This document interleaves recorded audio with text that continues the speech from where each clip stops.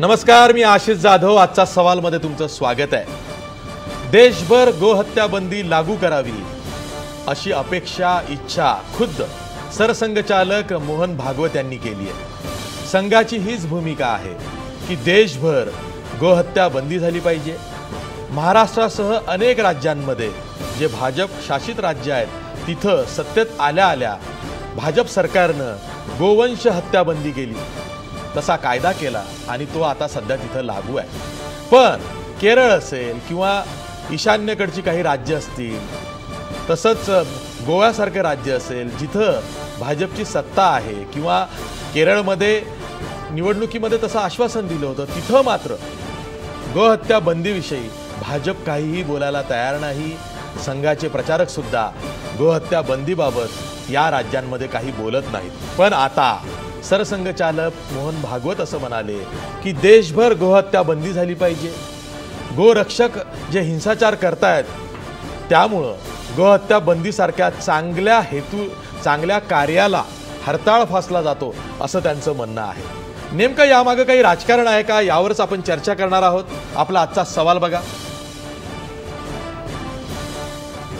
देशभर गोहत्या बंदीची संघाची मागणी योग्य आहे का, हे आपल्या आजच्या सवालमध्ये काही मुद्दे दडलेले आहेत ज्यावर आपण चर्चा करणार आहोत.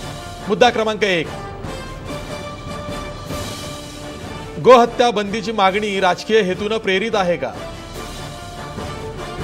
मुद्दा क्रमांक 2, गोरक्षणाच्या नावाखाली कायदा हातात घेण्याची मुभा दिली जाते का. मुद्दा क्रमांक 3, गोरक्षकांच्या हिंसाचारामुळे समाजात धार्मिक तेढ निर्माण होते का. हे होते चर्चेचे मुद्दे. मी चर्चा सुरू करण्यापूर्वी नेमकं सरसंघचालक मोहन भागवत काल काय म्हणाले ते बघूया. गौरक्षा के लिए हम प्रयास करते हैं, संघ भी प्रयासरत है, जैन समाज तो बहुत पहले से इसमें प्रयासरत है. संपूर्ण भारतवर्ष में गोवंश हत्या बंदी हो, ये हमारी इच्छा है. अब बंदी हो यानी उसका कानून हो, ये बात सरकार के अधीन है. कई राज्य सरकारों ने, जहां संघ के स्वयंसेवक है सरकारों में, वो कानून लाया है. हमारी इच्छा है पूरे भारतवर्ष के लिए कानून बने. मुझे विश्वास है कि संघ के स्वयंसेवक जहां जहां है वहां की जटिलताओं में से रास्ता निकालकर इस और सारी गाड़ी जाने लगे, इसका वो प्रयास कर ही रहे हैं. लेकिन राजनीति की जटिलताओं में उसमें समय लगता है.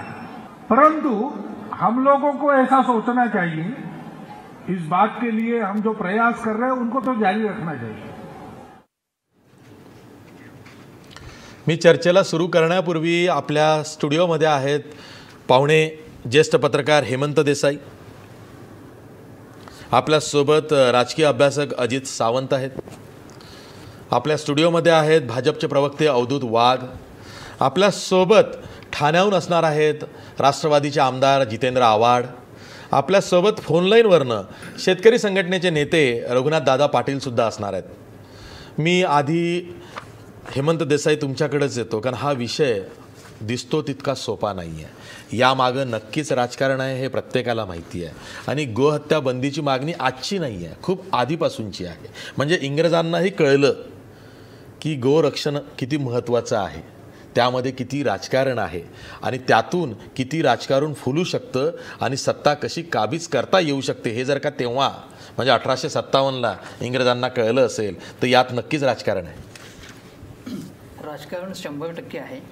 एक बघा की गेल्या काही दिवसांमध्ये भारतीय जनता पक्षाचा जो आत्मविश्वास वाढलेला आहे तो आता इतका वाढलेला आहे की देशाची संपूर्ण मानसिकता जे काही बदलण्याचा प्रयत्न आता पद्धतशीरपणे चाललेले आहेत. म्हणजे कसं की आता हे हिंदू राष्ट्र आहेच. म्हणजे सरसंघचालकांनी पूर्वीही सांगितलं होतं की भारत हे हिंदू राष्ट्र आहे, आम्ही बनवणारच असं नाही, हे आहेच. आणि याचाच अर्थ असा की हिंदूंच्या शिवाय बाकीच्या धर्माचे जे लोक आहेत ते भारतीय आहेत, ते पूर्वी जे ते कन्व्हर्टेड आहेत, त्यामुळे ते हिंदूच आहेत आणि त्यांना आम्ही हिंदू मानतो. आणि त्यांनी म्हणजे थोडक्यामध्ये आमच्या मेहरबानीने त्यांना जगावं लागेल, हे आता वास्तव आहे. हे त्यांनी एक प्रकारे वेगवेगळ्या संकेत दिलेले आहेत, वेगवेगळे या प्रकारचे. दुसरी गोष्ट बघा, 2-3 दिवसापूर्वी उमा भारत यांनी स्टेटमेंट केलं की की राम मंदिरासाठी मी फासावर सुद्धा जाण्यासाठी तयार आहे. ह्या मंत्रीबाई आहेत त्या. तिसरी गोष्ट अशी की मुख्तार अब्बास नक्वी हे जे मंत्री आहेत त्यांनी राजस्थानमध्ये अलवारमध्ये जे घटना घडली जी की गोहत्या करून घेऊन चाललेले आहेत असा आरोप करून जे त्यासाठी घेऊन चाललेले नव्हते गाई त्यांना मारण्यात आलं फिजिकली. त्यांनी सांगूनही ऐकलं गेलं नाही. त्यांनी सगळे पुरावे दाखवूनही ऐकलं गेलं आणि त्यामध्ये एका माणसाचा मृत्यू झाला. त्यानंतर त्यांचे जे गृहमंत्री आहेत राजस्थानचे त्यांनी धक्कादायक विधान केले यासंबंधी. मुख्तार अब्बास नक्वी यांना लोकसभेमध्ये यासंबंधी प्रश्न विचारण्यात आल्यावरती त्यांनी ही घटनाच घडल्याचं नाकारलं. तेव्हा काँग्रेसचे मधुसूदन मिस्त्री यांनी सांगितलं की न्यूयॉर्क टाइम्सपासून परदेशी वर्तमानपत्रातसुद्धा याच्या बातम्या आलेल्या आहेत, तेव्हा तुम्ही नाकारता कसा. राज्यसभेच्या उपाध्यक्षांनी सुद्धा सांगितलं की यासंबंधी तुम्ही जरा चौकशी करा आणि मग सांगा, पण त्यांनी पहिल्यांदा फ्लॅटली रिफ्यूज केलं. म्हणजे असं आहे की ही गोहत्या केली, माणसाची हत्या केली तरीसुद्धा त्याच्याबद्दलची काही त्याचं गांभीर्य नाही आणि आम्ही म्हणू त्याच प्रकारे हे चालेल. आता तुम्ही गेल्या वर्षी मी 1.25 वर्षापूर्वी नरेंद्र मोदींनी स्टेटमेंट असं केलं होतं की गोरक्षणाच्या नावाखाली जे काही प्रकार चाललेले आहेत, व्हिजिलंटिझम ज्याला म्हणतो आपण किंवा धिंगाणा घालणं म्हणतो किंवा मारणं म्हणतो, हे यापुढे चालू देणार नाही. त्याच्या अगोदरच्या वर्षातच अखलाकची हत्या झाली होती. त्यानंतर गुजरातमध्ये जे प्रकार झाला होता उन्हामध्ये, मग हे दलित तिथे टार्गेट करण्यात आलं होतं आणि देशभर त्याच्या प्रकारे मोठ्या प्रमाणावरती वादंग निर्माण झालं होतं. हे वादंग निर्माण झाल्यानंतरसुद्धा याच्यावरनं आज सरसंघचालक जे राजकारण करत आहेत त्यांचं म्हणणं आहे की त्यांनी असं सांगितलं की याच्यामध्ये हिंसा करू नका वगैरे, हे सगळं ठीक आहे, पण मोदींच्याच आदेशाला किंमत दिली जात नाही आहे. आणि सरसंघचालक असेल किंवा RS असेल, आपल्याला माहिती असेल की 40-50 वर्षापूर्वी यासंबंधी जे देशव्यापी आंदोलन झालं होतं त्यामध्ये राष्ट्रीय स्वयंसेवक संघ होता, रामराज्य परिषद होती आणि एकीकडे विनोबा भावेंसारख्यांनी उपोषण केलेलं होतं. त्यामुळे साधू बैराग यांनी लोकसभेला संसदेला वेढा घातलेला होता. त्यानंतर सरकारला त्याच्यासंबंधी काही गुलजारीला नंदांना राजीनामा द्यायला लागला होता. त्यामुळे याचं भावनिक राजकारण करणं हे केलं जाणारच आहे आणि भारतीय जनता पक्षाला संघ परिवाराला तेच करायचं आहे. आता उत्तर प्रदेशमध्ये आम्ही मुसलमानांना वगळून त्यांना एकही तिकीट न देता आम्ही निवडून आलो, तेव्हा आता आम्ही म्हणू तेच आम्ही खरं करू आणि या प्रकारे ध्रुवीकरणाचं कन्सॉलिडेशनचं राजकारण करणार आहेत ते आणि तेच चालू राहणार. याच्यामध्ये जे इकॉनॉमिक्सची गोष्ट आहे ते अर्थशास्त्रीय मुद्दे विचारातच न घेता धार्मिक भावनिक मुद्दे हे घ्यायचे, हे भारतीय जनता पक्ष आणि संघ परिवाराचं राजकारण आहे. भारतीय जनता पक्षाचे प्रवक्ते अवधूत वाघ आहेत आपल्यासोबत. अवधूत वाघ, हा राजकीय निर्णय आहे असं हेमंत देसाई म्हणतात, अनेकांना वाटतंय, पण हा धार्मिक मुद्दा आहे, हिंदूंच्या जिव्हाळ्याचा विषय असं सांगत हा निर्णय आजवर घेत आलेला आहे किंवा होत आलेला आहे. आता देशभर गोहत्या बंदी लागू करण्याची जेव्हा भाषा होते तेव्हा मात्र गोवा असेल, आसाम असेल, ईशान्येकडची नागालँड, मणिपूर, अरुणाचल प्रदेश जिथं भाजपची सरकार आहे तिथं हा निर्णय लागू होत नाही आहे. त्याबद्दल कोणी काही बोलत नाही आहे. तिथं तुमची सरकार आहे. आशिषजी, परमपूज्य सरसंघचालकांनी जी विधानं केलेली आहेत ती नीट तुम्ही पहा. त्यांनी आपली इच्छा प्रदर्शित केलेली आहे की संपूर्ण देशामध्ये गोवंश हत्या प्रतिबंधक कायदा लागू व्हावा. त्याचबरोबर त्यांनी सांगितलं की राजकीय परिस्थितीमुळे कित्येक ठिकाणी हे करण्यासाठी विलंब लागेल, परंतु राष्ट्रीय स्वयंसेवक संघाचे कार्यकर्ते त्यातनं पण मार्ग काढतील. याचा अर्थ असा की तिकडे नुसती सत्ता येऊन भागत नाही. उदाहरणार्थ गोव्यासारख्या किंवा उद्या सकाळी केरळामध्ये पण आमची सत्ता आली तर उद्या लगेचच काही तिकडे गोहत्या वंश हत्या बंदी कायदा येईल असं काही मानण्याचं कारण नाही, परंतु तिकडच्या लोकांची मनोधारणा ही पण केली पाहिजे. गोहत्या आणि गाय हा कसला विषय आहे? हा श्रद्धेचा विषय आहे आणि जर यावेळी श्रद्धेचा विषय असतो तर त्यावेळी त्याच्यामध्ये इकॉनॉमी काढणं, त्याच्यामध्ये आणखीन दुसऱ्या धर्माचे विषय काढणं हे काही योग्य नाही असं मला वाटतं. सरसंघचालकांनी जे म्हटलेलं आहे, काही राज्यांमध्ये जिथं जिथं भारतीय जनता पक्षाचं सरकार आहे तिथे तिथे गोवंश हत्येच्या विरोधामध्ये कायदा आहे, परंतु संपूर्ण भारतात नाही. परंतु सरसंघचालक म्हणाले की संपूर्ण भारतात हवा. हे काय वेगळं आहे का? तर नाही.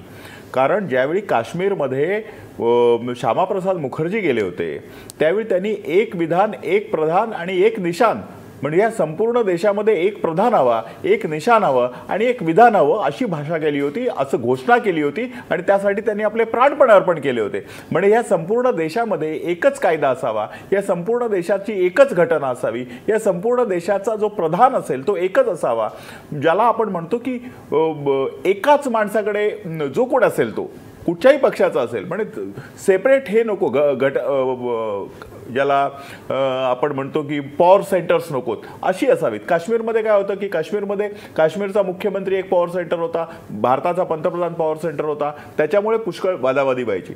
हा जर आमचा विचार असेल आणि त्या विचाराने आम्ही जात असू आणि सरसंघचालकांनी जर इच्छा व्यक्त केली असेल तर अशी इच्छा व्यक्त करण्याचा त्यांना अधिकार आहे. आणि शेवटी ही भारतातली नव्हे तर जगातील सगळ्यात मोठी स्वयंसेवी संघटना आहे, त्यांचे फॉलोअर्स आहेत आणि या फॉलोअर्सने काम केलेलं आहे, लोकांनी मतं दिलेली आहेत.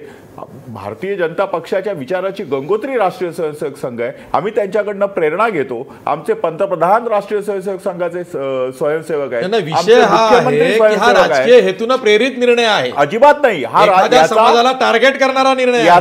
याचा असे कित्येक मुस्लिम बांधव आहेत की जे बडे का मांस खात नाहीत आणि असे कित्येक हिंदू आहेत की जे आजही बडे का मांस खातात. कित्येक दलित आहेत जे बडे का मांस खातात. मी आता बघा, तुम्ही दलित नंतर पददलित आणखीन, तर ह्याला राजकीय किंवा धार्मिक किंवा रंग न देता हे मी स्वतःहून सांगतो आहे की असं काहीच नाहीये की सर्व हिंदू खातात किंवा खात नाहीत, सर्व मुसलमान खातात की खात नाहीत. असे कित्येक मुस्लिम आहेत जे प्युअर व्हेजिटेरियन आहेत, असे कित्येक हिंदू आहेत की जे बडे का मांस खातात. ज्याला सायन्सचा काय आधार आहे? सायन्स आपण बाजूला ठेवू. जसा हा श्रद्धेचा विषय आहे त्यावेळी त्याला सायन्सचा, उदाहरणार्थ जर 1000 वर्षापूर्वीचे आपले वंशज आपण प्रूफ करू शकतो का? त्यांचं डीएनए टेस्ट होतं का की हे आपले वंशज आहेत म्हणून? आम्ही रामाला आमचा पूर्वज मागतो, मी रामाला माझा पूर्वज मानतो. सायंटिफिकली मी कसं प्रूफ करणार? मी छत्रपती शिवाजी महाराजांना माझा पूर्वज मानतो, मी सायंटिफिकली प्रूफ करण्याचा काय प्रश्न आहे? छत्रपती शिवाजी महाराज माझे पूर्वज आहेत आणि त्यांच्यासाठी माझा भावनिक नातं आहे, ते माझ्या श्रद्धेचा विषय आहे. छत्रपती शिवाजी महाराज माझे पूर्वज आहेत म्हणून सायंटिफिकली काय त्याच्यामध्ये प्रूफ करायचं? हा श्रद्धेचा विषय. राम हा आमच्या श्रद्धेचा विषय, छत्रपती शिवाजी महाराजांच्या श्रद्धेचा विषय त्याच्यामध्ये. ठीक आहे रघुनाथ दादा, महाराष्ट्र वंशी बोलल्याबद्दल धन्यवाद. तुम्ही तुमची कैफियत मांडलेली आहे. मी थेट जातोय ठाण्याला जितेंद्र आव्हाड यांच्याकडे. राष्ट्रवादी काँग्रेसचे आमदार आहेत, ते सुद्धा सरसंघचालक मोहन भागवत यांच्या वक्तव्यावर काही बोलू पाहत आहेत. जितेंद्र आव्हाड, ज्या पद्धतीनं मोहन भागवतांनी देशभर गोहत्या बंदी कायदा लागू करा अशी इच्छा व्यक्त केलेली आहे, आता सरसंघचालकांचीच ही इच्छा आहे म्हटल्यावरती त्याचा राष्ट्रीय कायदा होऊ शकतो आपल्याला माहिती आहे. तुम्ही मोहन भागवतांच्या या स्टेटमेंटकडे, विधानाकडे कसं बघता? यात काही राजकारण दिसतंय का? असं मला अजिबात राजकारण दिसत नाही. मोहन भागवत जे बोलतात ते आता कॉन्स्टिट्यूशन आहे, त्याच्यामध्ये काय बदल होणार नाही. त्यांनी इच्छा प्रकट केली आहे, ती पुढच्या महिन्याभरात फुलफिलमेंट त्याची येणार. फक्त त्यांनी ती इच्छा 3 महिने अगोदर का नाही केली हा एक प्रश्न उभा राहील. आसाममध्ये निवडणुका होत्या, केरळामध्ये निवडणुका होत्या, अरुणाचलमध्ये निवडणुका होत्या, मणिपूरमध्ये निवडणुका होत्या. तिथे कुठेही बीफ बॅन संबंधी बोललेलं बीजेपीच्या नेत्यांनी आम्ही काय ऐकलं नाही. त्याच्यामुळे मला वाटतं की ह्याच्यात काही ते राजकारण करत नाही आहेत, ते आपलं त्यांची भूमिका मांडत आहेत आणि त्यांची भूमिका ही राष्ट्रीय भूमिका ॲक्सेप्ट करा. काय ज्या गोष्टी आता तुम्हाला बदलताच येणार नाही आहेत तिथे कसं काय आता लढून काय फायदा काय? असं आहे. आता जे रघुनाथ दादा त्वेषाने बोलत होते, रागाने बोलत होते, ही वास्तविकता आहे ना की मनुष्य हा शेवटी सहवासाने माणसामध्ये प्रेम निर्माण होतं. आपल्या घरासमोर वाढलेला बैल असो किंवा कुठलंही जनावर असो, अगदी कुत्रा देखील असो, त्याला म्हातारपणी रस्त्यावर नाही टाकून देत. घर ढसाढसा रडतं ते जनावर आजारी पडल्यावरती. त्या जनावरचे लंगडलेले पाय, तो उठू शकत नाही, त्याच्या डोळ्यातनं येणारा पू, त्याच्या डोळ्यातनं वाहणारी आसव. वेळेप्रसंगी शेतकरी आपल्या पोटाला चिमटा काढतो पण त्या जनावरांची काळजी घेतो, म्हणून त्याला शेतकरी बळीराजा म्हणतात की तो जगाचा उद्धार करताय. पण हे आता कोणाला सांगायचं? जर सगळेच कान बहिरे झाले असतील तर तुम्ही तरी ओरडून काय करणार आहात? आणि त्याच्यामुळे जे आहे ते आहे, सहन करा. पण याच्या मागची मोठी भूमिका तुम्हाला उत्तर प्रदेशमध्ये दिसते आहे. कत्तलखाने बंद करा म्हणजे हे तुम्हाला कोणी सांगितलं? कत्तलखाने म्हणजे गाई म्हशींचेच आहेत. ते काय तुम्ही अशा म्हणजे भोळ्या भाबड्या ह्याच्यावरती जगता तुम्ही. आशिष जाधव तुम्ही सुद्धा आहात त्याच्यात. म्हणजे माझ्यासारखा माणूस 365 दिवस मटण मांस खाणारा माणूस आहे मी काय असं लाजत नाही सांगायला, मी 365 दिवस मला मटणाशिवाय किंवा मांसाहाराशिवाय किंवा सुक्या मच्छीशिवाय माझं जेवणच मला जात नाही. काय झालं उत्तर प्रदेशमध्ये? कत्तलखाने बंद म्हणजे केले म्हणजे काय झालं? मला महाराष्ट्रामध्ये जे तुमचे प्रेक्षक असतील त्यांना सांगावं असं वाटतं की मटणाची दुकाने बंद आहेत आणि मटण सुद्धा कत्तलखान्यात येतो. तुम्ही कत्तल काय फक्त म्हशीची आणि गायची करत नाही, तुम्ही कत्तल सुद्धा बोकडाची करता, कत्तल मेंढ्याची करता आणि कत्तल कोंबड्याचीही करता, कोंबडीचीही करता. त्याला आपण आपल्या साध्या सोपात भाषेत गावाकडे खाटकाचं दुकान म्हणतो किंवा म्हणजे खाटकाची जे काय आपण खाटीक नाव घेतो, पण ते सुद्धा कत्तलखाने आहेत आणि ते सध्या बंद आहेत. उत्तर प्रदेशमध्ये मटण मिळेनासे झालं आहे आणि हळूहळू हे सगळं महाराष्ट्रात येणार आहे. तुमचा माझा बोकड बंद होणार आहे, तुमच्या माझ्या कोंबड्या बंद होणार आहेत, त्याचं कापणं बंद होणार आहे. अशा अटी नियम शर्ती येतील की त्यांना लायसन्सही मिळणार नाहीत आणि ती बोकडंही कापली जाणार नाहीत आणि ते काय सांगणार समाजाला? आम्ही कत्तलखाने बंद केलेत. शब्द चांगले व्याकरणातले उचलायचे, मराठीमधले जो म्हणजे वरच्या क्लासला जे समजतात असे शब्द आणायचे, ते गरीबाला समजतही नाहीत. कोण आहेत खाटीक? खाटीक फक्त मुसलमान आहेत, खाणारे फक्त मुसलमान आहेत. इथला दलित खाटीक समाज म्हणजे कुठला समाज आहे? जो इथला दलित आहे तो. कोणाची आहेत खाटकाची दुकानं? तुम्ही यवतमाळच्या आहेत आशिष जाधव, माहूरला कोणाची खाटकाची दुकानं आहेत? मुसलमानांची आहेत. आपल्या 70% दुकानं महाराष्ट्रातली दलितांची आहेत. खाद्य संस्कृती कोणाची आहे? आजपर्यंत इथला मांसाहार करणारा द्राविडियन जो आहे, जो वर्ग आहे, जो 5000 वर्षापासून हे भक्षण करतोय, हे खातोय, परंपरेने खातोय, तो कोण आहे? आज 80% महाराष्ट्रातला माणूस हा मांसाहार करतो. हे कोण सांगतं कोणाला की गायी खातात? इथला मुसलमान, मी अगदी व्यवस्थित तुम्हाला जबाबदारी सांगतो की इथला मुसलमान हा गाय कापत नाही. 1960च्या दरम्यान झालेला गोहत्या बंदीचं विधेयक आजही लागू आहे, कालही लागू होते आणि उद्याही लागू राहील. इथला मुसलमान हा गाय कापत नाही.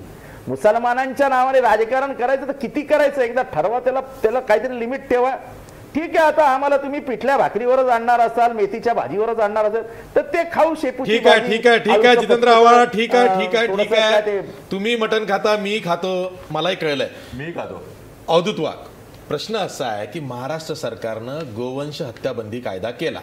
हायकोर्टात काय झालं? हायकोर्टानं तो कायदा उडवून लावला. आज काय परिस्थिती आहे महाराष्ट्रामध्ये, मुंबईमध्ये की बाहेरून आणलेलं गोमांस चालतं, फक्त इथे कापू नका, हेच कायद्याचं बंधन आहे. मग काय तो कायदा? हा अशी अतिशय चांगला प्रश्न विचारलात आणि म्हणूनच संपूर्ण भारतामध्ये एकच समान कायदा व्हावा ही संघचालकांची भूमिका अतिशय योग्य आहे. कारण शेवटी गोव्यामध्ये दारूबंदी नाही आहे आणि तिकडे स्वस्तामध्ये दारू मिळते, म्हणून ज्यावेळी कोकणामध्ये लोक येतात त्यावेळी आपल्या गाडीमध्ये भरून दारू आणतात आणि मुंबईवरनं ज्यावेळी ह्याला जातात, गुजरातमध्ये जातात. मला त्यात पडायचं नाही, मला हे सांगायचं आहे की तुम्ही जेव्हा कायदा केला तो हायकोर्टामध्ये पूर्णपणे टिकला नाही. सांगितलं की बाहेरून आणलेलं चालतं, याचा अर्थ काय? म्हणजे इथे कापू नका, फक्त बाहेरून आणा, खा. राज्याचा ज्यावेळी प्रश्न असतो त्यावेळी राज्यामध्ये काय करायचं एवढंच आपण ठरवू शकतो. या राज्यामध्ये गोवंश हत्या प्रतिबंधक कायदा झाल्यानंतर या राज्यामध्ये गायीला कापण्यासाठी आणि त्याच्या मांस विक्रीला आपण परवानगी दिलेली नाहीये.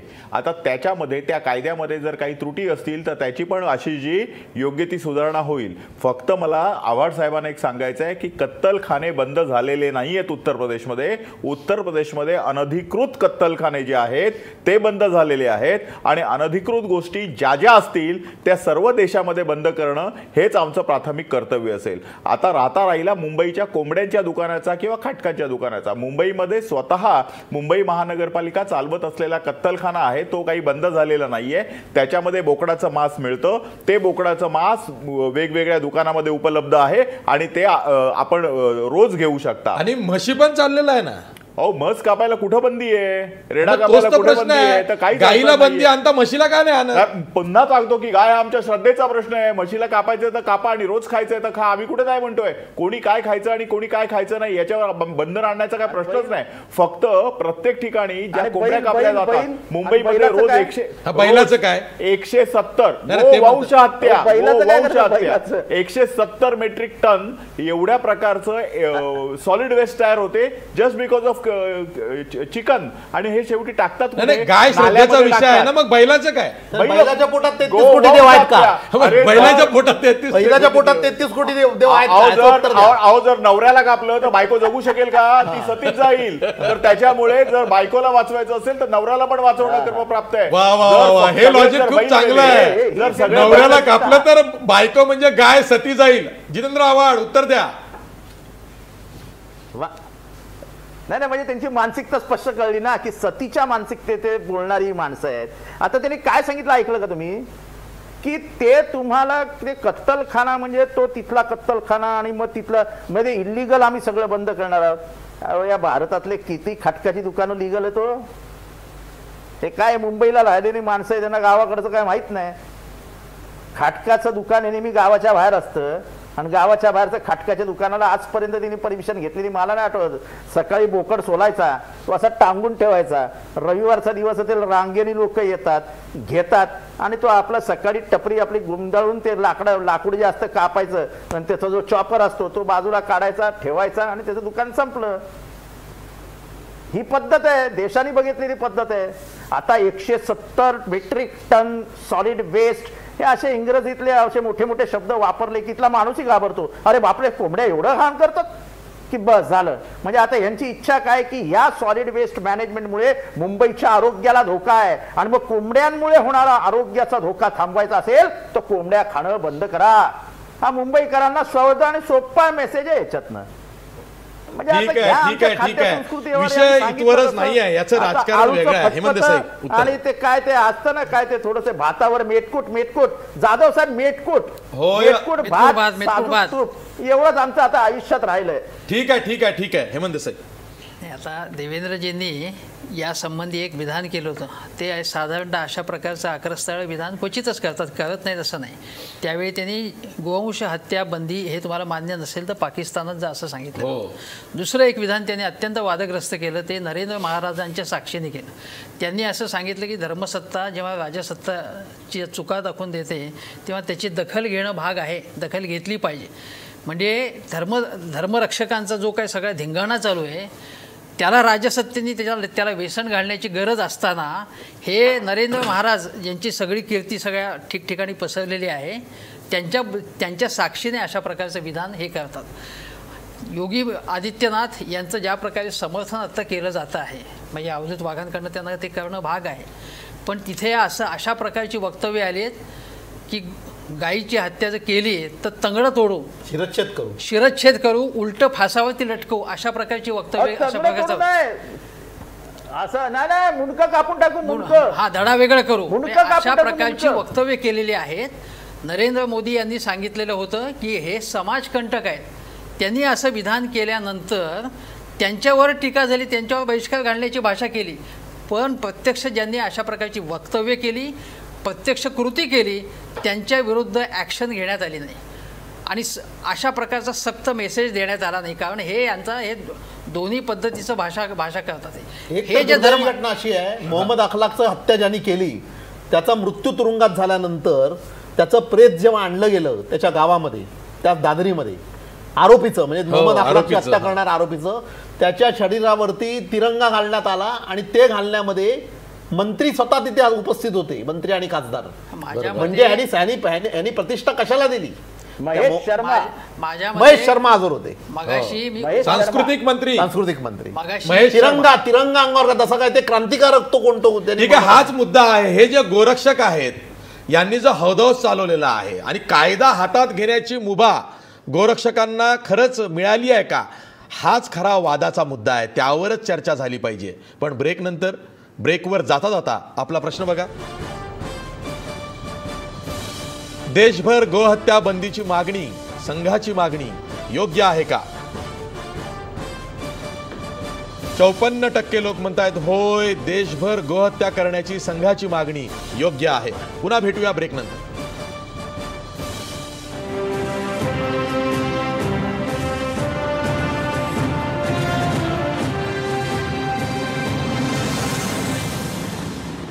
नंतर पुन्हा तुमचं स्वागत. ब्रेकपूर्वी ज्येष्ठ पत्रकार हेमंत देसाई सांगत होते आपल्याला की गोरक्षकांचा हौदोस कसा मांडला जातोय.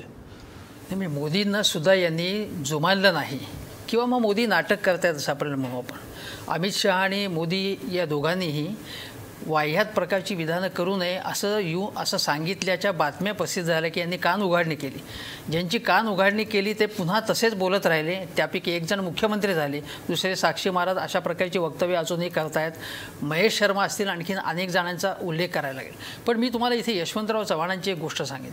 ज्या महाराष्ट्र असेंब्लीमध्ये म्हणजे महाराष्ट्र राज्य अस्तित्वात येण्यापूर्वी जेव्हा यशवंतराव चव्हाण हे मंत्री होते तेव्हा यासंबंधी चर्चा पुढे आली. तेव्हा त्यांनी सांगितलं की गोळवलकर गुरुजींनी असं म्हटलं आहे की गायीचं हा जो विषय आहे गोहत्या बंदी हा आमच्या दृष्टीने सांस्कृतिक मानबिंदूचा विषय आहे. आणि यशवंतराव म्हणाले की हा आर्थिक विषय आहे. आर्थिक विषय कसा आहे त्यांनी असं सांगितलं, ज्या भाकड गायी असतात त्यांना पोसतं कोण? त्यांना शेतकऱ्याला स्वतःच्या उपाशी राहून तो पोसतो. तेव्हा जेव्हा ज्यांना गोहत्या बंदी हवी आहे असं वाटतं ते त्याला काही मदत करत नाही त्या बाबतीत. ते केवळ हा भावनिक विषय करतात. हा अत्यंत महत्त्वाचा विषय आहे, कारण यांच्या पोटाला चिमटा जात नाही. एक गोष्ट अशी आहे की 1/3 ज्या गायी आहेत या जर भाकड असतील तर त्यांना पोसणार कोण? तेव्हा इथे महाराष्ट्रात सांगण्यात आलं होतं देवेंद्रजींनी की आम्ही गोशाळा बांधू. पूर्वीसुद्धा 50 वर्षापूर्वी अशीच गोष्ट झाली. गोशाळामधला सुद्धा भ्रष्टाचार पुढे येतोय काही दिवसांनी. गोशाळात गायींचं अनेक गायी मेल्या ना. हो, नाही जमिनी वाटप गेलंय, खिरापत वाटली गेली आहे, त्याचे घोटाळे पुढे येतील की विधिमंडळात. त्यांचं जे रॅकेट आहे, त्यांची जी दुरवस्था चाललेली आहे त्याच्याकडे यांचं साफ दुर्लक्ष आहे. कारण यांना राजकारण करायचं आहे, भावनिक राजकारण करायचं आहे, धार्मिक राजकारण करायचं आहे, सांस्कृतिक राजकारण करायचं आहे. आणि याच्यामध्ये लोकांचे म्हणजे शेतकऱ्यांच्या आत्महत्या सोडून द्या, लोकांचे मृत्यू झाले, लोकांना ठार मारलं तरीसुद्धा आमचं सांस्कृतिक मानबिंदू आहे, आमचं धार्मिक भाव आहे, त्याच्यामध्ये आमच्या श्रद्धा आहे, त्या जपण्यासाठी लोकांचे मौती झाल्या तरी यांना त्याचं काहीही पडलं नाही. आणि हा धिंगाणा यापुढे चालू राहणार आहे. हा धिंगाणा म्हणजे कायद्याचं राज्य, राजसत्तेचा अधिकार, कायद्याचं राज्य, घटना याच्यापेक्षा यांना धार्मिक भावना, श्रद्धा या गोष्टी महत्त्वाच्या वाटतात. आणि श्रद्धेच्या नावाखाली सगळेजण काही गोहत्या करा असं कोणीच म्हणत नाही आहे. गोहत्या गायी नाईलाजाने तिकडे जातात आणि यांनी गोहत्या केली असा खोटा आरोप ठेवून कायदा हातात घेण्याचा अधिकार या गुंडांना, समाजकंटकांना बिलकुल नाही. तेव्हा त्यांचं जर कोणी समर्थन करत असेल तर ते अत्यंत गंभीर आहे असं मला वाटतं. खरं तर स्वातंत्र्यवीर सावरकरांना हे राजकारण आधीच कळलं होतं, म्हणूनच त्यांनी लिहूनही ठेवलं आहे आणि अनेक वेळा सांगितलं आहे की याचं एका श्रद्धेच्या पलीकडं फार राजकारण होता कामा नये. जितेंद्र आव्हाड, जी बाब स्वातंत्र्यवीर सावरकरांना कळली होती की गोहत्या बंदी आणि त्यातून होणारं राजकारण हे कसं वळण घेऊ शकतं, ती बाब सध्याच्या राजकारण्यांना किंवा सरसंघचालकांना कळत नाही असं होणार नाही आहे. आणि खास करून हे जे गोरक्षक आहेत हे कोण आहेत की ज्यांना कायदा हातात घेण्याची मुभा दिली गेली आहे. दिस इज स्टेट स्पॉन्सर्ड टेररिझम. हा स्टेट स्पॉन्सर्ड क्रिमिनलायझेशनचा प्रकार आहे. अलवारला जे झालं त्याच्यानंतर नकवी राज्यसभेमध्ये सांगतात की असं काही घडलंच नाही. दुर्दैवाने म्हणावं असं वाटतं की गाय का तस्कर नाही किसान था, बस गलती उसकी इतना ही था कि वो मुसलमान था. आता आपण हा देश पूर्ण विभागणीकडे आपण नेतो आहोत. याच्याकडे काय असं उगाच दुधाला ताकाला जाऊन ते भांडं लपवण्याचा काही प्रकार नाही आहे. आपल्याला काही करून इथल्या 2019च्या आत इथलं पूर्ण पोलरायझेशन करून टाकायचं आहे. इथलं पोलरायझेशन झालं की आपलं काम संपलं. त्याच्यामुळे आपली राज्य सत्ता पुढचे 20, 25, 30 वर्ष टिकून राहील अशा मानसिकतेतनं हे सगळे प्रयत्न सुरू आहेत. आणि राहिली गोष्ट विनायक दामोदर सावरकरांची, तर विनायक दामोदर सावरकर आणि गोळवळकर हे विचारसरणीने वेगळे होते म्हणून ते हिंदू महासभा आणि RSS हे वेगवेगळ्या प्लॅटफॉर्मवर उभे होते. म्हणजे एकीकडे द्विराष्ट्रवादाचा सिद्धांत सावरकर मांडत होते, दुसरीकडे गोळवळकर अखंड भारताची भूमिका घेत होते. त्याच्यामुळे त्यांच्या भूमिका वेगवेगळ्या आहेत, काय वेगळं सांगायला नको. त्यांच्यात मतभिन्नता होती. पण जेव्हा तुम्ही कल्चरल गोष्टीमध्ये येता तेव्हा तुम्ही कल्चरल टेररिझमच्या माध्यमातून इथला एका समाजाला बाजूला काढू इच्छिता. याच्यात काही दुसरा भाग नाही. आजचं एक हे आहे की उद्या जर पोर्कवरती म्हणजे डुकराच्या मांसावरती बंदी घालण्याची मागणी झाली तर त्याचंही आम्ही समर्थन करू. आता तुम्ही काय सुरू करता हे काही आंधळ्यालाही समजेल इतकं उघडपणाने सगळं चालू आहे. फक्त इथला डोळा समाजाने आता फक्त डोळ्याला धृतराष्ट्रासारखी पट्टी बांधून गप्प बसणं आणि संजयाकडनं ऐकून घेणं की बाबा काय चालू आहे, ह्याच्या पलीकडे तुम्ही काही करू शकत नाही. तुमच्या हातात फार जास्त काय राहिलंय, अशा भोळ्या बाबड्या भावनेत राहू नका. ठीक आहे. जितेंद्र आव्हाडांनी आणि त्यांच्या पक्षांनी, त्यांच्या पक्षाची जी विचारसरणी मूळ आहे काँग्रेसची, त्यांनी सध्या आपली शस्त्र म्यान केली आहेत असाच त्याचा अर्थ होतो. अवधूत वाघ, प्रश्न असा आहे, जिथं आव्हाड म्हणालेले आहेत शस्त्र विचारसरणी पुढे हो, शस्त्रम्यान विचारसरणी पुढे, असं आहे सांस्कृतिक दहशतवादापुढे, सांस्कृतिक दहशतवादापुढे, सांस्कृतिक दहशतवादाला न घाबरणारी माणसं आहोत आम्ही. गांधींची अवलाद होतो, नथुरामाची पिल्लावळ नाही, आम्ही हल्ली घाबरत नाही. ठीक आहे. अवधूत वाघ, जितेंद्र आव्हाडांचं कळलंय, त्याच्याकडे उघड्या डोळ्यांनी तर बघा. ठीक आहे, उघड्या डोळ्यानं बोलतो. थांबा आता. अवधूत वाघ, जसं जितेंद्र आव्हाड म्हणतायत की यानं त्या निमित्तानं काहीतरी करायचं आणि पोलरायझेशन, ध्रुवीकरण करायचं किंवा मतांचं एकत्रीकरण करायचं आणि ते एकीकडे झुकवायचं, हे पण सध्या होत आहे, ज्याला आपण ध्रुडीकरण म्हणतोय. तर अशा पद्धतीनं जर का विचार केला तर गोहत्या बंदी देशभर लागू करावं हे त्यातून आलं आहे अशी टीका होते. असे जे निवडक सावरकर या चर्चेमधनं मला कळले आणि या निवडक सावरकरानंतर अखंड सावरकर पण कधीतरी चर्चेत येतील अशी मी अपेक्षा करतो. मगाशी चर्चेमध्ये 2-3 पॉईंट्स निघाले, शिरच्छेद करू वगैरे वगैरे.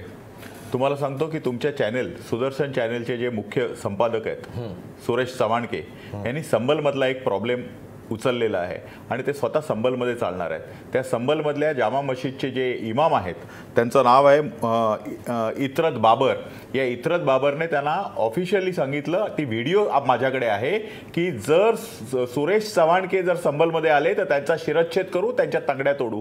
याची बातमी आपण नाही चालवली.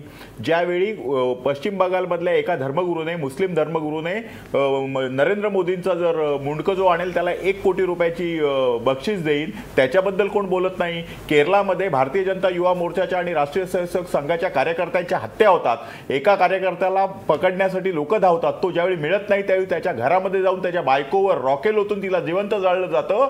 त्यावेळी देसाई साहेब तुम्ही बोलत नाही. तुम्ही एक मिनिट, या गोष्टी सुद्धा कुठेतरी चर्चेला आल्या पाहिजे. हिंसा कुठचाही असेल, हिंसा कुठची असेल त्या हिंसेचा निषेध झालाच पाहिजे. आणि म्हणून एक मिनिट देसाई साहेब मला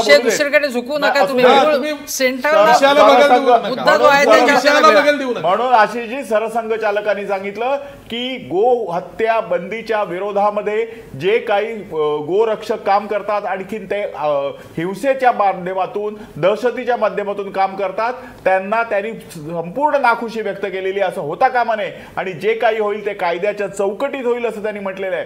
कायदा हा सर्वांसाठी समान आहे, तो हिंदू आहे की मुसलमान आहे. आता जितेंद्र आव्हाड साहेबांनी सांगितलं, मी 100% त्यांच्या मताशी सहमत आहे की फक्त बडे का मांस काय फक्त मुस्लिम खातात आणि हिंदू खात नाहीत असं नाही. सगळेजण आणि कित्येक मुस्लिम सुद्धा व्हेजिटेरियन आहेत.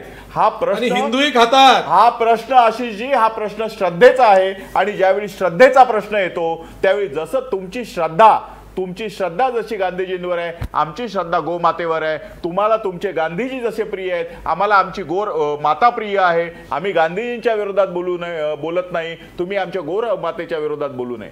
अरे गांधीजींच्या विरोधात बोलायला तुम्हाला अडवलंय? आम्ही कोण आहोत? नाही, विषय आहे तुमच्या. नाही, आम्ही कोण आहोत आणि तुम्ही काय बोलायचं थांबताय? आम्ही तर कधीच बोलत नाही. हत्या झाली गांधीजींची. गांधीजी संघाच्या प्रातस्मरणामध्ये आहेत, प्रातस्मरणीय. ठीक आहे, मला दुसरा विषय छेडायचा नाहीये, आपल्या मूळ विषयाला बगल द्यायची नाहीये.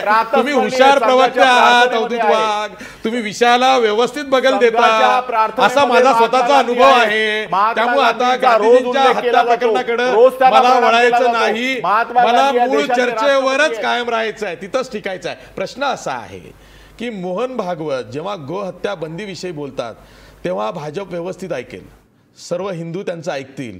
मात्र जे गोरक्षक आहे, सो कॉल्ड गोरक्षक, ते मोहन भागवतांचं ऐकणार नाहीत आणि त्याची चिंता ही मोहन भागवतांना लागली आहे. यावर सुद्धा आपल्याला चर्चा करायची आहे. पण ब्रेकनंतर, ब्रेकवर जाता जाता आपला प्रश्न बघा. देशभर गोहत्या बंदी करण्याची संघाची मागणी योग्य आहे का? 52% लोक म्हणतायत देशभर गोहत्या बंदी करण्याची संघाची मागणी योग्य आहे. पुन्हा भेटूया ब्रेकनंतर.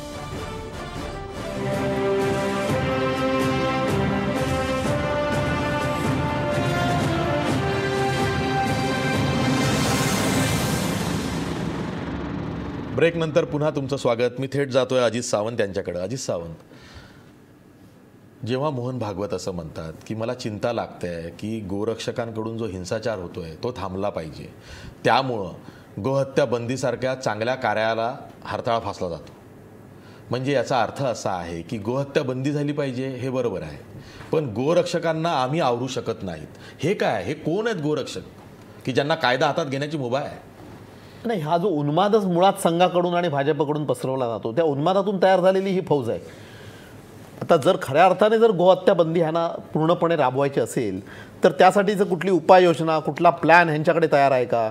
की त्या ज्या, जसं आता मगाशी रघुनाथ दादा म्हणाले, त्यांनी शेतकऱ्याची कैफियत मांडली की आधीच कर्जाच्या बोजाखाली दबलेला शेतकरी हा आत्महत्या करतोय, त्याला स्वतःच्या म्हाताऱ्या आईवडिलांना सांभाळणं कठीण झालेलं आहे, आपल्या कुटुंबाला सांभाळणं कठीण झालं आहे, आणि अशी जी प्राणाच्या पलीकडे जपलेली जनावरं आहेत त्यांनासुद्धा तसं पाहायला गेलं तर त्याला कुठेही विकायला किंवा कोणाला द्यायला तसं त्याच्या जीवावरच आलेलं असतं. तो काय मनावरती दगड ठेवूनच तो देतो, परंतु तरीसुद्धा ते थांबवायचं. माणूस मेला तरी चालेल, परंतु गाय वाचली पाहिजे. आणि गाय वाचली पाहिजे ती वाचवायची कशी? छत्तीसगडच्या गोशाळांमध्ये किती गायींचा मृत्यू झाला, तिथे किती मोठ्या प्रमाणावर भ्रष्टाचार झाला, त्याची काय उत्तर आहेत का?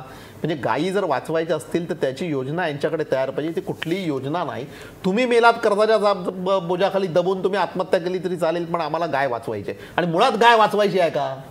आणि गाय वाचवायची असेल तर ती काँग्रेसच्या सरकारांपासून, अगदी मी मगाशी म्हटल्याप्रमाणे महात्मा गांधींपासून विनोबा भावेंपर्यंत आणि मुख्यमंत्री संपूर्णानंदांपासून ते नंतर कर्नाटकपर्यंत सगळीकडे हे गोहत्या बंदी केली गेली. प्रश्न निर्माण झाला आहे तो गोवंश हत्याबंदीचा आग्रह धरणं, त्याच्यानंतर कत्तलखाने अनधिकृत आहेत ते बंद करण्याचं निमित्त करून कत्तलखाने बंद करायचे आणि एका विशिष्ट जनसमुदायाला लक्ष करायचं, हा जो प्रकार आहे. आणि त्याच्यामुळे जसं मगाशी जितेंद्र आव्हाड म्हणाले की एक पोलरायझेशन, ध्रुवीकरण ज्याला आपण म्हणतो, ते ध्रुवीकरण तयार करायचं आणि देशामध्ये जी बहुसंख्याक लोक जे आहेत त्यांना आपल्या बाजूने खेचून घेण्याचा प्रयत्न करायचा, त्याला आक्षेप आहे. किंवा त्याच्यामधून निर्माण होणारा जो हिंसाचार आहे, जो मगाशी मी सांगितलं राजस्थान, पंजाब, मध्य प्रदेश या सगळ्या राज्यांमध्ये हिंसाचाराच्या ठीक आहे. हेमंत देसाई, त्या घडवल्या गेल्या आहेत. गोवा, आसाम जर का घेऊया, इथं आता भाजपची सत्ता आहे, इथं हा निर्णय महाराष्ट्रामध्ये भाजप सरकार आल्यावरच गोवंश हत्याबंदी कायदा झाला. मग गोवा, आसाममध्ये जिथं आता भाजपची सत्ता आलेली आहे तिथं हे निर्णय का होत नाही? गोव्यात तुम्हाला माहिती असेल की गेल्या वेळी विशेषतः कॅथलिकांची मोठ्या प्रमाणात मतं त्यांना मिळाली होती. यावेळी सुद्धा त्यांनी तसा प्रयत्न केला आणि आता परिकर आहेत आणि परिकरांना ही मतं तर आणखीनच हवी आहेत आणि त्यामुळे त्या मतांशिवाय गोव्यामध्ये त्यांची सत्ता येऊ शकत नाही. ती मतं मिळवण्याचा प्रयत्न पुरेसा झाला नाही, त्यामुळेच अल्पमताचं ते सरकार आहे. आणि ईशान्य भागामध्ये वेगवेगळ्या प्रयत्नाने आपल्याला माहिती आहे की ईशान्य भागामध्ये राष्ट्रीय स्वयंसेवक संघाचं गेले 50 वर्ष कार्य चालू आहे. या कार्याचा एक भाग म्हणजे या गोष्टीसुद्धा आहेत, पण ते तिथे रेटणार नाहीत, कारण त्यांना हे माहिती की त्यांना का नाही हे राजकारण करायचं, राजकारणामध्ये फायदे तोटे बघायला लागतात. त्यामुळे याचा फायदा किती, तोटा किती हे बघूनच लाभहानीचं एक हिशोब मांडूनच ते काम हे करणार. पहिली गोष्ट अशी आहे महत्त्वाची सांगायची की सर्वोदय संघ असेल किंवा गांधीवादी जे जे कार्यकर्ते असतील किंवा विनोबाजींचे कार्यकर्ते असतील, विनोबाजींचं उपोषण केलेलं होतं आणि उपोषण ते सुटलं. ते काही तडजोडी सरकारने सांगितलं की आम्ही घटना दुरुस्ती करू, सामायिक यादीमध्ये हा विषय टाकू, पण त्यांनी कुठे हिंसा केली नाही. त्यांनी पटवून देण्याचा प्रयत्न केला. त्यांचं म्हणणं असेल की गाय वाचवणं हे गायीच्या मुळे, गायीचा म्हणजे जे शेण आहे त्यापासून होणारी खतं असतील, एकूण सेंद्रिय शेती असतील, गायीचं दूध आहे, गायीचे बाकीचे उपयोग आहेत, ते पर्यावरणपूरक आहेत आणि ते मुद्दे सांगतात. असे मुद्दे सांगत असा प्रचार करत तुम्हाला काम करायला कोणी रोखलेलं आहे? त्यांनी कधी हिंसा केली नाही. आणि ही हिंसा होणं, कारण हे हिंसा करणं, दहशत माजवणं गाजवणं, धार्मिक उन्माद निर्माण करणं, त्याचं राजकारण करणं धर्माचं, हे धर्माचं राजकारण करत त्याच्यानंतर विकासाच्या गोष्टी करणं, विकासाच्या वल्गना करणं, हेच त्यांचं काम राहिलेलं आहे. आता 2002 साली महापालिका निवडणुका झाल्या तेव्हा शिवसेना भाजपने अशा प्रकारे जाहीरनाम्यामध्ये आश्वासन दिलं होतं की अनधिकृत कत्तलखाने मुंबईतले बंद करू. काय झालं? काही झालं नाही. त्यांनी त्या बळावरती त्यांनी मतं मिळवली, त्यावेळी सत्तेवरती आले, त्यानंतर काही निर्णय घेतला असं जाहीर झालं. आणि आता याचा ते उपयोग करतील पद्धतशीरपणे. आता गाईचं जे अर्थशास्त्र जे आहे ते जे मांडणारे जे मुद्दे आहेत ते प्लॅनिंग कमिशनचे माजी सदस्य किरीट पारिक यांनी यासंबंधी सांगितले की गोवंश हत्याबंदी हे अर्थशास्त्राच्या बेसिसवर टिकणार नाही आहे. कारण एक तर लक्षात घेतलं पाहिजे की याच्यामुळे जर झालं तर मिल्क प्रोडक्शनवरती परिणाम होईल, खताच्या किमती वाढतील, एकूण जमिनीचं जे अर्थशास्त्र आहे, शेतकऱ्यांचं अर्थशास्त्र आहे, त्याच्यावरती विपरीत परिणाम होईल. काही चांगले फायदे आहेत पण तोटे जास्त आहेत. त्यामुळे ज्या भाकड गायी आहेत त्यांचं जे काही करायचं असेल ते करणं भाग आहे. त्यामुळे त्याच्यामध्ये पुन्हा धार्मिक किंवा सांस्कृतिक मुद्दे आणणं ठीक आहे, हे देशाला विनाशाकडे घेऊन जाणार. ठीक आहे. जितेंद्र आव्हाड, खरं तर इतिहासाच्या पुस्तकं जर का आपण प्राचीन इतिहासाची पुस्तकं वाचली तर त्यामध्ये हे उल्लेख आढळतात की आर्य संस्कृतीमध्ये सणासुदीच्या दिवशी गोमांस खायची प्रथा होती, पद्धत होती. मग श्रद्धेचा भाग आणि तो हिंदूंच्या श्रद्धेचा भाग आहे असा जो अपप्रचार सध्या चाललेला आहे आणि त्या दृष्टीनं हा विषय कल्टिवेट केला जातोय. मी जाणीवपूर्वक म्हणतोय की हा विषय कल्टिवेट केला जातोय, त्यामागे राजकारण आहे.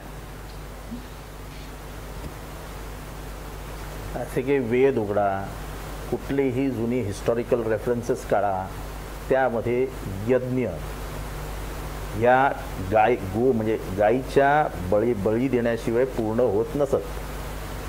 असंही म्हटलं जातं की गोमांसातनं काही वेगवेगळे प्रकार खाल्ले जायचे. हे मी म्हणत नाही, वेदामध्ये लिहिलेलं आहे सगळं. आता जी गाय आहे ती गाय आली कुठनं, तर गाय असं म्हणतात की वरच्या प्रांतातनं, हिमालयाच्या पलीकडच्या प्रांतातनं जेव्हा आर्य आले तेव्हा ते आपल्या येताना गायी घेऊन आले आणि तसा गायीचा भारतामध्ये प्रवेश झाला असं म्हणतात. आणि त्याला ऐतिहासिक पुरावे आहेत. प्रश्न असा आहे, भावनेचा प्रश्न असेल तर मग गणपती उंदरावर बसतो. उद्यापासून मुंबईमध्ये उंदीर मारू नका, साधा सरळ शब्द आहे. जर गणपती उंदराचा वाहन आहे, तो अंगाखांद्यावर गणपतीच्या बसतो, तर तुम्ही उंदीर कसा काय मारू शकता? अजिबात मारायचा नाही. त्याच्यामुळे या भावना बिवना हे बोलण्यापुरत्या मर्यादित आहेत. त्यांना जे करायचं आहे ते स्पष्ट आहे. त्यांना तेव्हा वेद वाचता येणार नाहीत, त्यांना तेव्हा त्यांचे लाडके विनायक दामोदर सावरकर त्यांना नकोशे होतील, तेव्हा त्यांना कुठलेही ऐतिहासिक रेफरन्सेस नकोशे होतील. त्यांनी आजपर्यंत जे यज्ञ झाले त्या यज्ञाच्या ज्या पाऊल खुणा देशभरात दिसतात, आर्काइव्हमध्ये दिसतात, त्या त्यांना नकोशे असतील. त्यांना आता स्पष्ट आहे की गाय आणि मुसलमानांचा जवळचा संबंध आहे, गाय आणि दलितांचा जवळचा संबंध आहे. आपल्याला टार्गेट काय करायचं आहे? आपले टार्गेट ठरलेले आहेत. त्यामुळे इथलं खाटकाचं दुकान कत्तलखान्याच्या नावाखाली बंद करायचं. वाकसाहेब म्हणालेलंच आहे, जे अनधिकृत आहे ते आम्ही बंद करून टाकू. महाराष्ट्रातली 100 नाही 95% खाटकाची दुकानं अनधिकृत आहेत. मला तेच म्हणायचं आहे की पारदर्शकतेच्या नावाखाली इथल्या दलित आणि मुसलमानांना संपवण्याचा, इथल्या खाद्य संस्कृतीवर हल्ला करण्याचा, इथला जो मांसाहारी आहे असा आहे की हिंदू राष्ट्र हे कधीच यांच्या मनात नाही आहे. यांच्या मनात आहे सनातनी राष्ट्र आणि सनातनी राष्ट्रामध्ये हे सगळं येणार. तुमच्या खाद्य संस्कृतीवर हल्ला होणार, तुमच्या सांस्कृतिक व्यवस्थेवरती हल्ला होणार, तुमच्या चातुर्वर्ण्यावरती ते येणार. आणि जसे ते म्हणाले की गरीब गाय म्हणजे नवरा मारल्यानंतर बायकोला तर सती जायचंच आहे, त्या सतीच्या मानसिकतेतनं हे कधीही बाहेर येणार नाहीत. ठीक आहे. अवधूत वाघ, लास्ट कॉमेंट 30 सेकंद. पहिली गोष्ट एक लक्षात घ्या की मगाशी मी तुम्हाला ज्याप्रमाणे म्हणालो, आईमध्ये आणि गाईमध्ये आम्ही फरक करत नाही. ज्यावेळी भाकड गाई, तुम्ही तिला सती पाठवायला निघालात ना मगाशी? म्हणालेलोच नाहीये सती, उगीच मी म्हणालो नाही. मी असं म्हणालो की ज्यावेळी नवरा दुःखात असेल त्यावेळी बायकोनं काय करायचं, मी सती हा शब्द वापरलाच नाही. या पहिली गोष्ट. दुसरी गोष्ट, आता महत्वाचा मुद्दा असा आहे की आई आणि गाईमध्ये आम्ही फरक करत नाही. जाधव साहेब आता सोडून द्या, माझ्याकडे वेळ नाही आहे. ते म्हणालेले आहेत. बोला. क्लिपिंग काढा ना त्यांचं. ठीक आहे, माहिती आहे, सगळ्यांनी बघितलेलं आहे. बोला अवधूत वाघ, बोला. आईमध्ये आणि गाईमध्ये आम्ही फरक करत नाही. आणि जर करत नसेल तर समजा जर आई म्हातारी झाली तर तिला आपण रस्त्यावर सोडायचं का? ज्यावेळी गाय म्हातारी झाली तिला रस्त्यावर सोडायचं का? एक गोष्ट नक्की, जर शेतकऱ्यांना जर प्रश्न असेल तर अशी एक कुठेतरी व्यवस्था उभी राहिली पाहिजे की ज्या शेतकऱ्याकडे गाय आणि बैल हा म्हातारा झाल्यामुळे, भाकड झाल्यामुळे, आजारी पडल्यामुळे पोसायला नसेल तर सरकारने त्याचा ताबा घेऊन त्याची काही किंमत असेल, त्याची जी काही किंमत असेल ती शेतकऱ्याला अदा करून त्या गायीचा आणि त्या बैलाचा ताबा घेऊन त्याला वेगळ्या ठिकाणी पोचण्याची आणि ह्या प्रकारे अशी एक व्यवस्था तयार झाली पाहिजे. आणि अशी जर परिस्थिती तयार झाली, अशी एक व्यवस्था तयार झाली तर मला वाटतं की गोवंश हत्येच्या विरोधामध्ये कोण नसणार. तशी व्यवस्था करा पहिल्यांदा. महाराष्ट्र सरकारनं तशी व्यवस्था केली पाहिजे. व्यवस्था- शेतकऱ्यांची जी भाकड जनावरं आहेत त्याचा योग्य तो मोबदला हा शेतकऱ्यांना दिला पाहिजे, तशी व्यवस्था केली पाहिजे. आणि नंतर त्याला मोबदला दिल्यानंतर त्याचं त्या शेतकऱ्याचं समाधान केल्यानंतर मग ती भाकड वयोवृद्ध जनावरं ही गोशाळेत पाठवली पाहिजे. आणि तिथं सुद्धा ज्या गायी ठेवल्या जात आहेत किंवा जे बैल ठेवले जातील त्याचं नीट ऑडिट सरकारने केलं पाहिजे. नाही तर नंतर असं लक्षात येतं की तिथं वेगळीच विल्हेवाट लागते, ते सुद्धा रोखली पाहिजे. हा सबंध प्रकार राजकारणाचा आहे. कुठेतरी मतांचं ध्रुवीकरण हे करायचंच आहे. त्या दृष्टीनंच विधानं होत आहेत हेही जनतेला कळतं आहे आणि त्या दृष्टीनं जनताही विचार करते आहे. आज आपण इथंच थांबूया. जाता जाता आपला प्रश्न बघा. देशभर गोहत्या बंदी करण्याची संघाची मागणी योग्य आहे का? 53% लोक म्हणतायत होय, देशभर गोहत्या बंदीची संघाची मागणी योग्य आहे. आज इथंच थांबूया. पहा फक्त महाराष्ट्र वन.